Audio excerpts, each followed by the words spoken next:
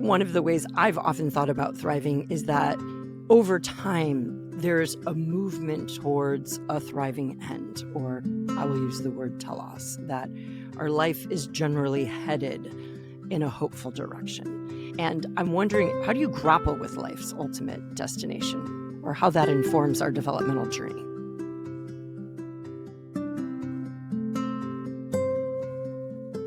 It's a difficult question to answer because you need to appreciate the individual pathway of each person. And you should not walk into a situation like that as the therapist, the developmentalist, the nurse, the physician, whatever, as if you know the answer to that person's ultimate journey end.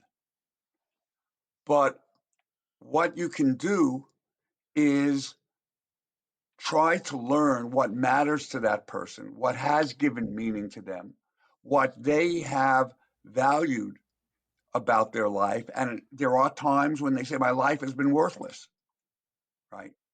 I've not succeeded. Everything I've done is wrong. So what you need to do there, recognizing that even a stopped clock is right twice a day, work with them to find the glimmers that made them smile, that made them happy, that they aspired to at particular times, and try to use your ingenuity and creativity to lead them to see that they've had some opportunities to be the person that they wanted to be. If we really respect the dignity and individuality, autonomy and agency of each person, we have to work hard to find a path to lead them through that end state that will be meaningful to them. I think of so many things that aren't based in science. There's a wonderful book by Shel Silverstein that I sometimes remind my grown children of, The Giving Tree. Come here, boy, sit on my stump. You know, the tree is now just a stump in the ground. And even though he couldn't give them apples anymore, right? Or shade, or he was able to give him respite from the difficulty he had in walking across the field. So using ideas like that, not looking only in science, but looking in faith, in looking at the person's meaning making from the past, drawing on other fields like literature, music, the arts.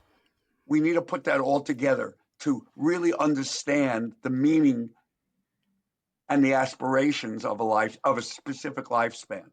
We can't get there unless we recognize the individual dignity of each person. Their uniqueness and their inherent dignity.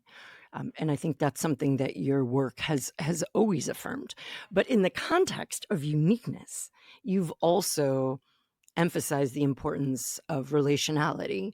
And Right. I love to use the word reciprocity, and that life is inherently relational. And I love how you described someone who perhaps is needing to have meaning brought to them. So it's a very relational experience of someone who may not be able to pursue what is meaningful to them, may not even be able to recall that, but to have someone in relationship with them that can offer them where they have seen traces of meaning and mattering and joy in their life.